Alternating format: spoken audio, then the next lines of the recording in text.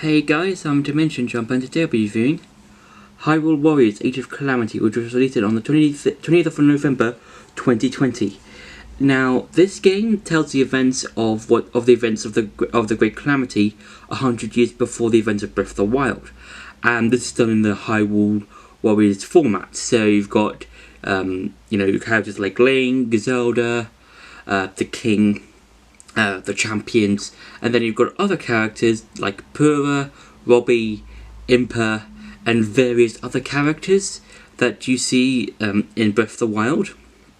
And this game is quite cool and quite clever of how the story plays out, because in Breath of the Wild we are told about the events that happened 100 years ago, about how Calamity Ganon took over Hyrule Castle, the Guardians, the champions, and how he was able to take over all of Hyrule.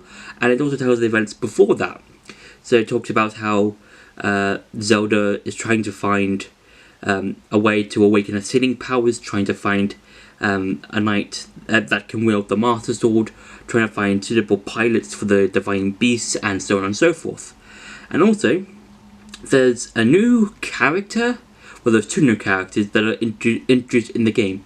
The first one is the Egg Guardian that has been used in a lot of the media stuff, like the promotional stuff, like the trailers and stuff like that. And also, it was also part of the demo, like the early part of the demo. And it was told that the Guardian is from just when Calamity Ganon has taken over all of Hyrule. Well, just about when he took over, the Divine Beast and the Guardian and stuff like that. And the Guardian travels back in time to a while before those events happen. And then there's this sort of prophecy sort of guy who worships Calamity Ganon. And again, like the Egg Guardian, we have in the trailers and promotional stuff, we have seen him dotting about in some of the trailers.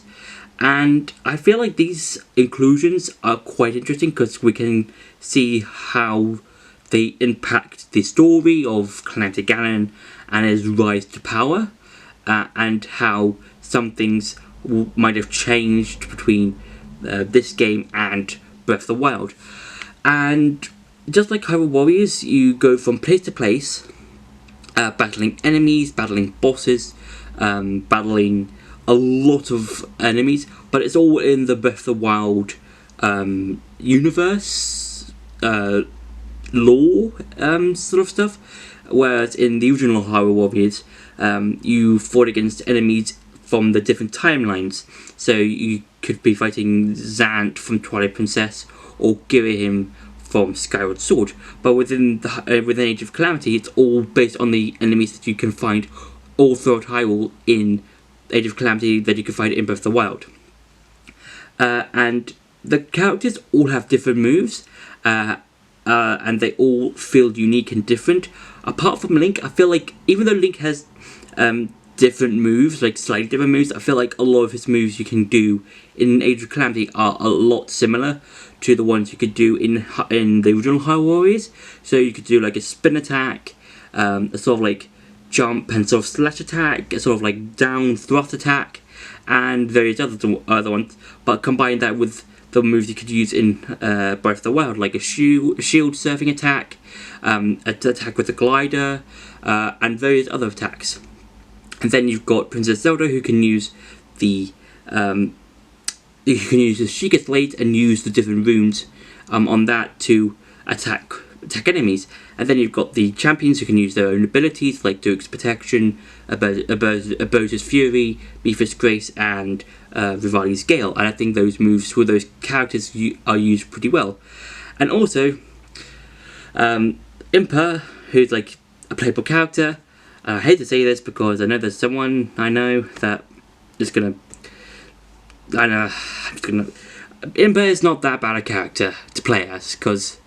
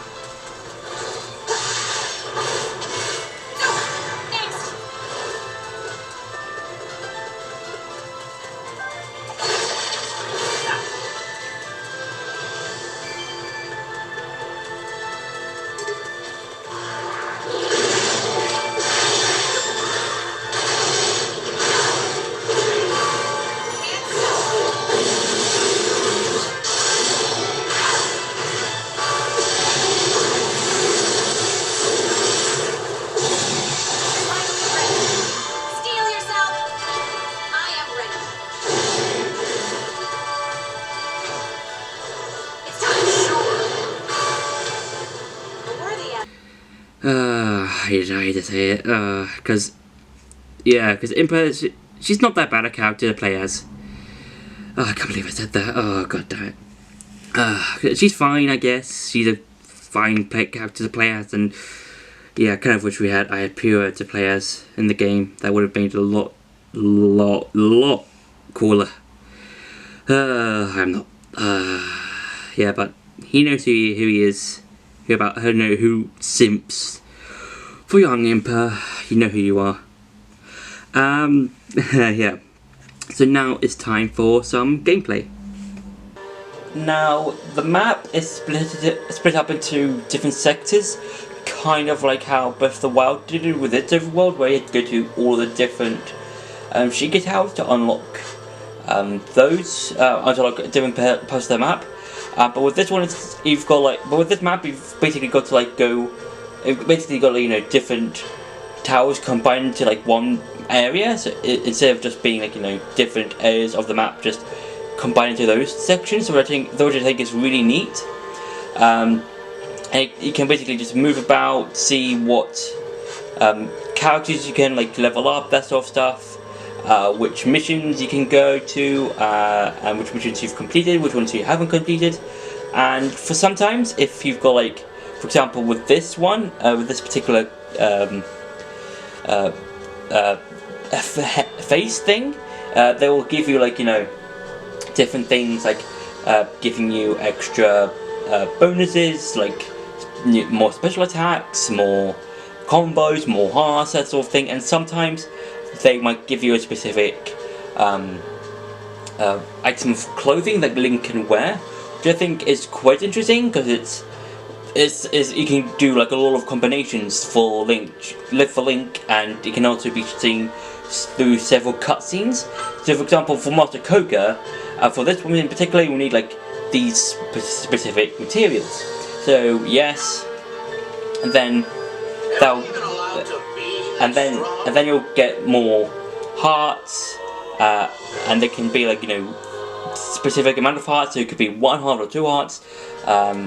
You can also get the stealth mask, which I think is quite cool. And then you can go to another part and do let's say this one, but for this one I can't get that because I need more enemy trophies, which is a goblin one, and I need more raw prime meats. So yeah, I now need to go back. So let's say this one, where I might have the materials I need. Then I can go back to here and gain that, which I think is interesting.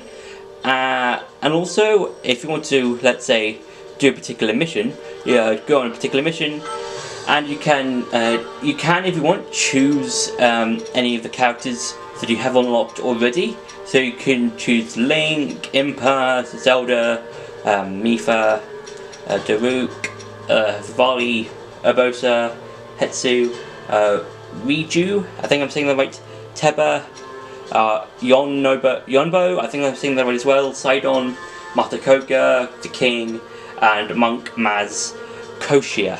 And there are some other characters I think that I haven't unlocked yet, so yeah, and I think you can also see which character has which kind of weapons they use. So yeah, so let's say if I chose let's say Link, let's say, I can then go to his weapons and I can see which weapons I can use for any specific mission. And you can see that each if I just put the camera close to the screen, you can see that each weapon has a specific level, and that's because there's a part of the game where you can go and just upgrade your weapons to get better stats, better abilities, that sort of thing. So if let's say I just keep the Master Sword that I have now, and then you can also cook certain things. So they can you can, and at specific points, I think if you do a specific side quest thing, you can unlock 2 meal effects. So for this one I chose meal damage +5 and +10, just so I can deal more damage. So now if I go on onwards, Just like in Breath of the Wild, you can teleport around the map, which I think is quite interesting. And you'll be given specific missions. All the ones are a lot different. You might come across some similar ones here and there, but a lot of the missions are quite different. And also, whenever it's loading to a different mission, something you can control the Egg Guardian about on the map, and this kind of reminds me of how in the original Hyrule Warriors you could you could use some of the buttons to make the Ocarina of Time sound, and you can do like some of the tunes you could do, like the ones from Ocarina of Time, like Stella's Lullaby, Song of Time, Song of Storms, that sort of thing. And they do vary, the times do vary from time to time. So, in Breath of the Wild, you've got, you do have like, your combos, just like in before.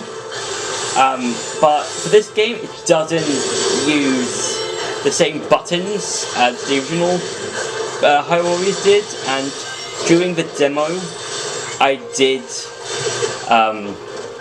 get confused with the buttons a bit, because in Hyrule Warriors, the original ones, I did BBY, but for this, for Hyrule Warriors Age of Calamity, it's YX, so YXX or YX or whatever kind of combos you can do. And also, you can fight big enemies, and sometimes they will be given specific elements. So there's a fire one, electric one, and a ice one, and depending on which one you use, they can be used for specific effects. So if, let's say, you want to use the electrical, let's say you're fighting the fire enemies, you might have an ice rod, and you can like quickly get the weak gauge, slower to deplete faster, that sort of thing. And I think that's quite interesting and really cool. And also, from time to time, you can do special attacks. So this is Link's spin attack, which takes out a lot of enemies. And like in Breath of the Wild, you can use runes, but you can only use one at a time. So yeah, so make sure to use specific ones that you feel like will help you in battle. And also, some enemies will have like some prompts to say which one to use. So for example, an enemy might have the freeze icon over their heads, so you might have to use Cryonis. God damn it! I'm dying because of the goblins. There might be one that has stasis, another one that has magnesis, another one that has bombs. So always make sure to look at the specific rune icons that specific enemies have. And yeah, and that's it for the gameplay. Now it's time to go back to the review. So when you do go from place to place, like when it comes to going to different missions and different parts of the game, like story stuff, I feel like the main overall map, I feel to me personally, it's a bit cluttered, because there's so many things that happen all the time. So every time you beat a main part of the story, you activate some other stuff. So like you can activate some stuff, like you can visit shops and different like small missions that you can do. So for example, there are missions where you can use a specific character for training. So for example, with Link, he can use spears, single-handed weapons and double-handed weapons, and he can like use those sorts of different weapons to train, and you can feel a lot of use to them throughout the game, and you can get used to them and how you can like use the different weapons within the story. Then with other missions, you can like use different characters and other stuff. And also, I feel like within like other stuff, like getting different new combos, new hearts, new special attack bars. With those ones, you have to collect different materials and stuff. So there might be new stuff like combos you have to get, but you have to get like specific monster parts and specific monster trophies, like a specific amount of rupees and that sort of thing. And you have to like go through like previous stuff or new stuff you might or might not have done before. And it's like it can be repetitive at times, but it is okay. But like if it's like a specific material you might need, like you need 200 or 300 Lizalfos tails and you've only got 5, it can be repetitive if you're going back to specific places you've fought with that Lizalfos in and just doing that. But thankfully throughout the game, like throughout a specific part, you can activate the Shiga Sensor Plus that can be used like in Breath of the Wild. It can sense which areas have Lizalfos in, even in the main story that you've completed.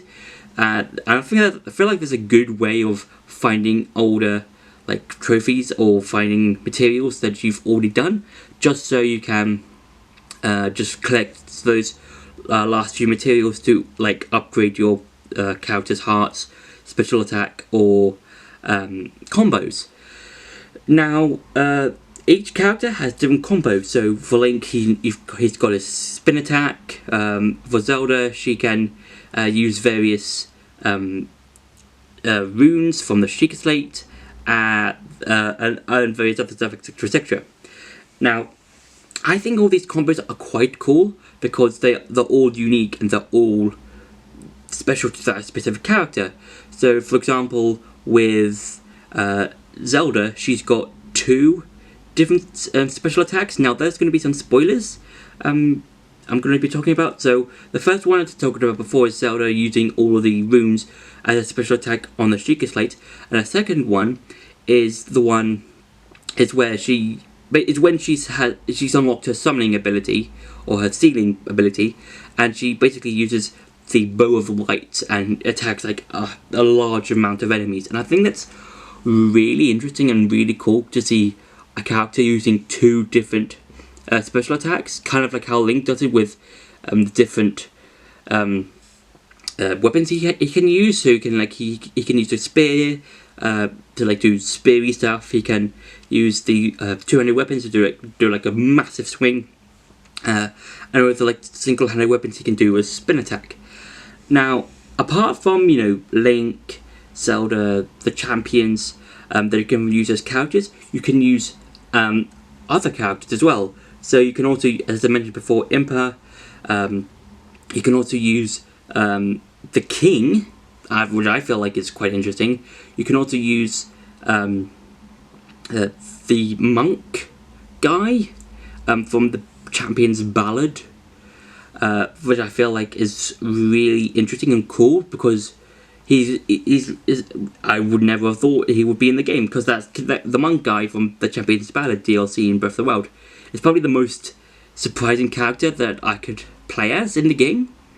And you can also just play as like various other Breath of the Wild characters that you can see that can be found in Hyrule Warriors or Age of Calamity that are younger or whatever.